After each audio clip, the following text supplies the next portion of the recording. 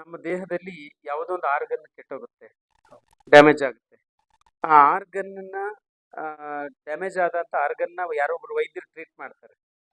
ಆಗ ನಾವು ಡಾಕ್ಟರ್ಗೆ ನನ್ನ ಜೀವ ಉಳಿಸ್ದ ಅಂತ ಹೇಳ್ತೀವಿ. ನನ್ನ ಇದೊಂದು ಆರ್ಗನ್ ಸರಿ ಮಾಡಿದ್ರು ಅಂತ ನಾವು ಹೇಳಲ್ಲ, ನಮ್ಮ ಜೀವ ಉಳಿಸಿದ್ರು ಅಂತ ಹೇಳ್ತೀವಿ.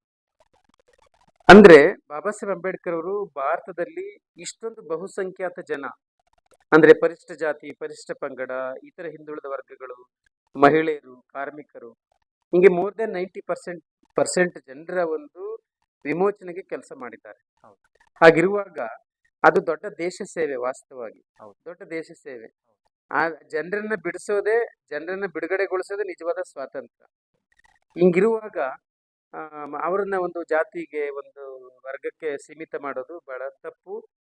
ಮತ್ತಿದೊಂದು ವ್ಯವಸ್ಥಿತವಾದಂತ ಷಡ್ಯಂತ್ರ ಬಾಬಾ ಸಾಹೇಬ್ರ ಕಾಲದಲ್ಲೇ ನಡೀತಾ ಇತ್ತು. ಅವತ್ತಿನ ಎಲ್ಲ ಸ್ವಾತಂತ್ರ್ಯ ಹೋರಾಟಗಾರರು ನಾವು ದೇಶಕ್ಕಾಗಿ ಹೋರಾಟ ಮಾಡ್ತಾ ಇದ್ದೀವಿ, ಇವರು ಯಾರೋ ಕೆಲವು ಜಾತಿಗಳಿಗೆ ಹೋರಾಟ ಮಾಡ್ತಾ ಇದ್ದಾರೆ ಅಂತ ಹೇಳ್ತಾ ಇದ್ರು. ಇದು ತಪ್ಪು ಕಲ್ಪನೆ, ಖಂಡಿತವಾಗ್ಲೂ ತಪ್ಪು ಕಲ್ಪನೆ. ನೀವ್ ಯಾವುದು ಕಷ್ಟದಲ್ಲಿರುವಂತ ಒಂದು ವರ್ಗಕ್ಕೆ ಕೆಲಸ ಮಾಡ್ತಾ ಇದ್ರಿ ಅಂದ್ರೆ ಅದು ದೇಶ ಸೇವೆನೆ, ಯಾಕೆಂದ್ರೆ ಆ ವರ್ಗ ಕೂಡ ದೇಶದ ಒಂದು ಭಾಗವೇ ಆಗಿರ್ತದೆ. ಹಾಗಾಗಿ ಬಾಬಾ ಸಾಹೇಬರು ದೇಶಕ್ಕಾಗಿ ಕೆಲಸ ಮಾಡಿದಂಥವ್ರು.